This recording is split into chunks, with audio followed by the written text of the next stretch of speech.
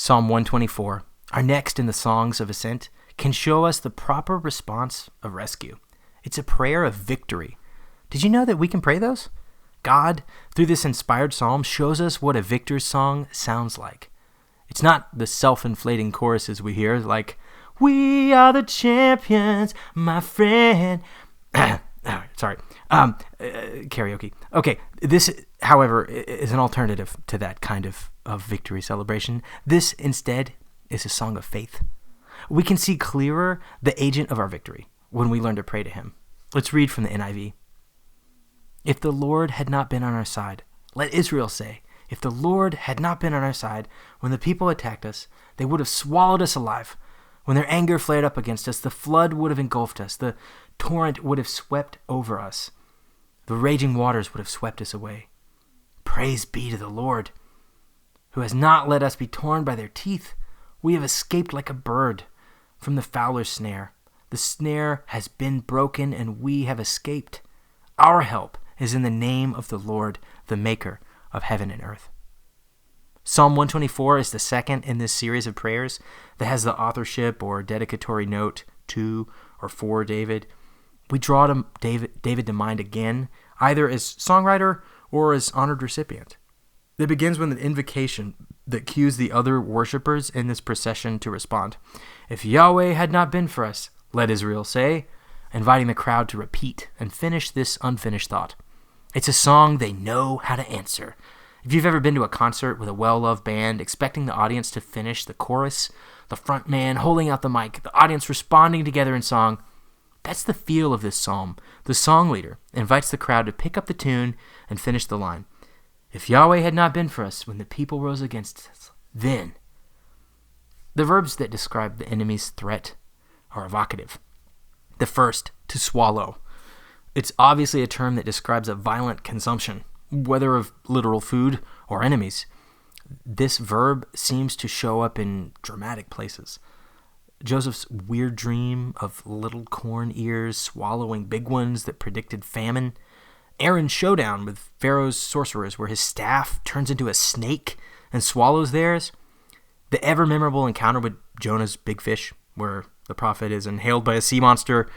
And the testy moment when God opened a fault around Korah's rebel faction, and they were swallowed up by the earth. It's quite jarring imagery, and that's exactly what the poet is doing, inviting the chorus to consider what could have happened had their God not been for them. The next, to overflow, is language of natural disaster. It's commonly used in reference to flooding, like Isaiah's prophetic Euphrates River flood that will submerge Judah chin deep. Isaiah later uses it to describe the activity resulting from a mighty storm. Jeremiah and Ezekiel use the language as well, as violent storm imagery tends to accompany oracles of judgment. Storms are scary enough with hail and lightning, but what comes next can be utterly terrifying. Have you ever seen a desert flash flood? I've never seen one in person, but I've seen videos. It's bizarre and frightening, to say the least. Debris, including logs, mud, and anything in its path, is pushed down in a sludgy mess, burying everything in the washes, the canals made by storm runoff. If you get caught in one, there would be nothing you could do. You'd be buried alive. I believe this terrible and unstoppable kind of natural disaster is the kind of imagery the psalmist uses to paint the urgency of their need. Swallowed and flooded over by raging waters. It's evocative, terrible imagery of natural disaster to describe the possible fate of these psalm singers, reflecting about their situation in battle. Their enemies are not characterized as men, but as forces of nature, inevitable, powerful, uncontrollable, except. But if not for Yahweh, God had delivered them from certain doom. Thus the response, Baruch Adonai, blessed be the Lord. Let's pause here for a moment. Have you gotten out of harm's way recently, or really at any time? Has God showed up for you in unexpected ways? This is the faithful response. Recollection of deliverance leads to praising God. When you pray, praise God for his rescue, whether that was years ago or in the moment. Let's explore blessing for a moment. In the beginning, God blesses his creation, first the birds and fish, then humanity, and then the seventh day. For humanity, this blessing includes the proliferation of human culture, sometimes scholars call it the cultural mandate, the exercise of stewardship over the earth, and the royal task of representing God as his ambassadors, aka image and likeness.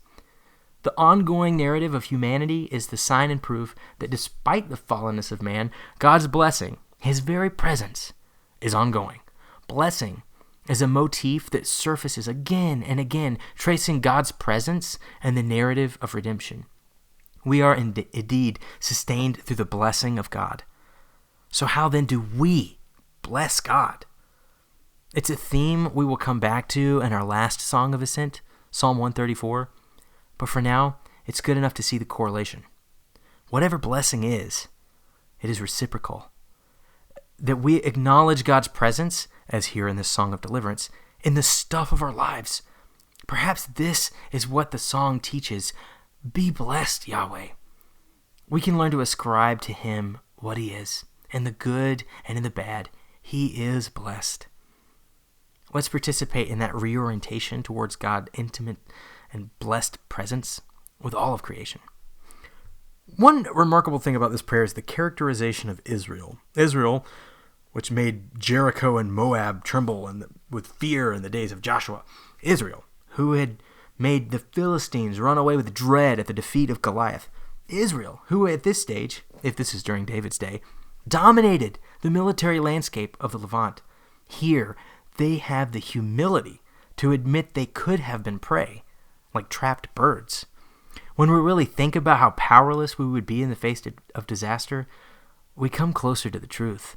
This poetic metaphor is potent. It reminds us of our fragility, and it reminds us that God sees it and cares for us in our frailty. Remember that. Interestingly enough, our author, or at least dedicatee, King David, didn't always maintain this kind of holy and humble view of himself. Remember David's census? This strange scene where God seems almost unexplainably mad at something he invited David to do? It's a weird story in 1 Samuel 24 that 1 Chronicles 21 retells. Without diving too much into the complications of these passages, one which puts the onus on God's initiation, and the other says Satan helped, both of which are not mutually exclusive, by the way. Remember, Job's troubles were allowed by God, but carried out by Satan? Anyway, David, against the advice of his commander, takes a census. Maybe it was innocuous, trying to get a handle on the scale of his kingdom for administrative purposes. Maybe that's how it started in the 2 Samuel account. But both accounts reveal that this sours, if not from the beginning. What was so prideful about a census? You see, David was measuring his military arm.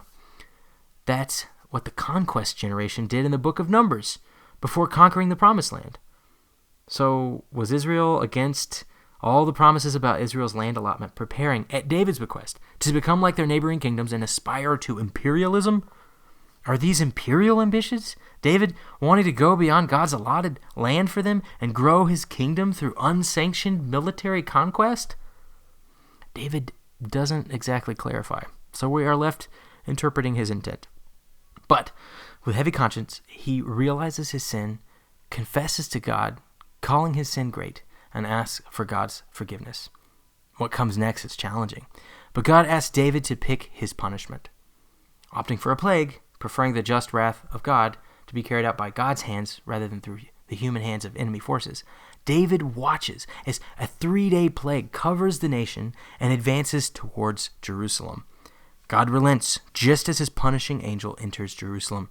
At the spot the plague stopped, David builds the altar and declares his intentions to have the temple built on that hallowed ground. The temple's location itself is a reminder of the severe mercy of God. This spot is the very destination of our Song of Ascent playlist. It's a reminder of the consequence of human pride. Check your pride at the door, David. Check your pride at the door, psalm singer. As he advances to the altar built on this place that reminds him of the cost of arrogant ambition, singing this pilgrim song, did he write this song as an antidote for the pride that so easily sneaks in during periods of success. May we, too, pray with him in remembrance of our humanity and the presence of the divine. You see, so much of our culture seems to justify pride when victory is attained. Like sports teams that shower themselves in champagne as victors, it is common to feel self-aggrandized by victory. This song shows us another way. This song shows us the way the faithful celebrate victory, recalling God's activity, returning God's blessing, and realizing our frail humanity. This is a corporate song singing together of what God has done for the collective.